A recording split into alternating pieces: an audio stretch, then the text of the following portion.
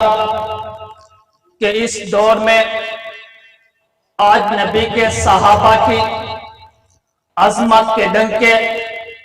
بجنا ضروری کیوں ہے؟ کیونکہ اب نبی کے صحابہ کا دشمن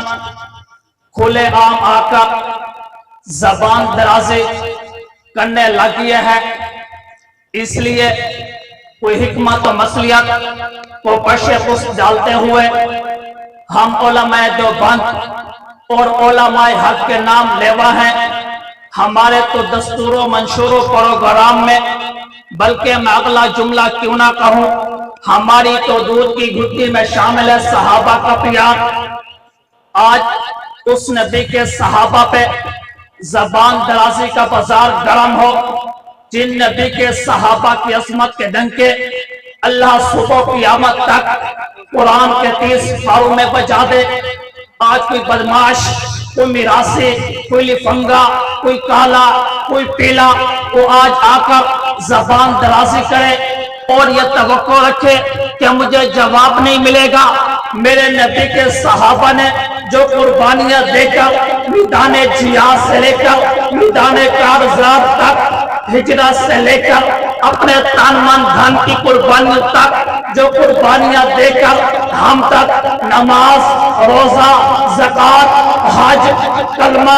سب کچھ پہنچایا جو ہمارے ایمان کا سبب بنے۔ اگر کوئی میراثی ان صحابہ جیسے سٹاروں کی طرف میری آنکھ سے دیکھے گا تو زبان سریعام ہو کر چوک چوراہے پہ کھڑے ہو کر ہم ان کی زبان درازی کا جواب بھی دیں گے۔ اور ابو بکر کی صداقت، عمر کی عدالت، عثمان کا حیا، علی کی شجاعت، معاویہ کی فراست کے ڈنکے بجا کر ہم دنیا کو یہ باور کرائیں گے کہ اسلام نام ہے تو نبی کے صحابہ، اور اسلام کے بقا کی اصل وجہ ہے تو نبی کے صحابہ، اور ہم بھی اگر اپنی موت کی آخری لمحے تک ڈنکے بجائیں گے تو نبی کے صحابہ کے بجائیں گے۔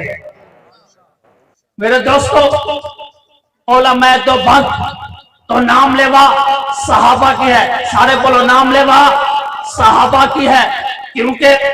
ابتدا سے لے کر انتہا تک سارے دین کا خلاصہ ہی صحابہ ہے۔ اور الحمدللہ علماء دیوبند ہر اس بات کی حقیقت کو معلوم کرتی ہے، ہر اس بات کی تہ تک جاتی ہے جس بات پر گنبد خضرا کے مکی کی مہر لگی ہوئی ہوتی ہے۔ یہی تو وجہ ہے کہ ہم کسی ایرے غیرے نتو خیروں کی راہوں پہ نہیں چلتے، اگر ہم چلتے ہیں تو گنبد خضرا کی راہ پہ چلتے ہیں۔ یہی تو وجہ ہے کہ علماء دیوبند کا پورا سلسلہ نسب، علماء دیوبند کی ہر بات اس منبر سے چلتی ہے اور در مصطفیٰ تک جاتی ہے۔ وہ کیسے؟ جو قرآن و حدیث کی باتیں اور صحابہ و اہل بیت کی باتیں جو میں آپ کو سنا رہا ہوں، اگر یہ قرآن و حدیث کی باتیں میں نے پڑھی ہیں اپنے شیخ مولانا خالد محمود انصاری سے، پھر مولانا خالد محمود انصاری نے یہ حدیث پڑھی ہے اپنے شیخ مولانا نذیر احمد فیصل آبادی سے، پھر مولانا نذیر احمد فیصل آبادی نے یہ حدیث پڑھی ہے اپنے شیخ مفتی عبداللہ ملتانی سے، پھر مفتی عبداللہ ملتانی نے یہ حدیث پڑھی ہے اپنے شیخ مولانا حسین احمد مدنی سے، پھر مولانا حسین احمد مدنی نے یہ حدیث پڑھی ہے اپنے شیخ مولانا محمود الحسن دیوبندی سے، پھر مولانا محمود الحسن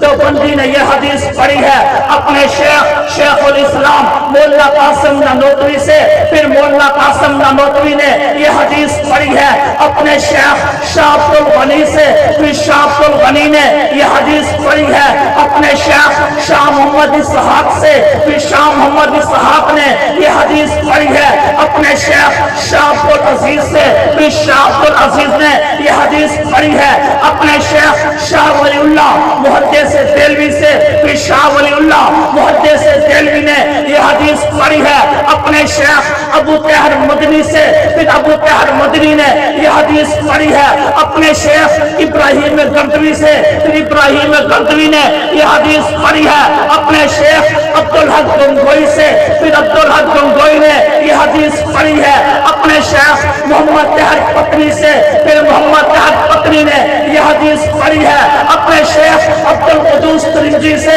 پھر عبدالقدوس ترمذی نے یہ حدیث پڑھی ہے اپنے شیخ جلال الدین سے، پھر شیخ جلال الدین نے یہ حدیث پڑھی ہے اپنے شیخ حسام الدین سے، پھر شیخ حسام الدین نے یہ حدیث پڑھی ہے اپنے شیخ ربیع بن صفی سے، پھر ربیع بن صفی نے یہ حدیث پڑھی ہے اپنے شیخ محمد بن احمد سے، پھر محمد بن احمد نے یہ حدیث پڑھی ہے اپنے شیخ محمد بن عارف سے، پھر محمد بن عارف نے یہ حدیث پڑھی ہے اپنے شیخ جلال الدین سے، پھر شیخ جلال الدین نے یہ حدیث پڑھی ہے اپنے شیخ حسام الدین سے، پھر شیخ حسام الدین نے یہ حدیث پڑھی ہے اپنے شیخ ربیع بن صفی سے، پھر ربیع بن صفی نے یہ حدیث پڑھی ہے اپنے شیخ ابو عیسیٰ امام ترمذی سے، پھر ابو عیسیٰ امام ترمذی نے یہ حدیث پڑھی ہے اپنے شیخ حضرت حماد سے، پھر ابو عیسیٰ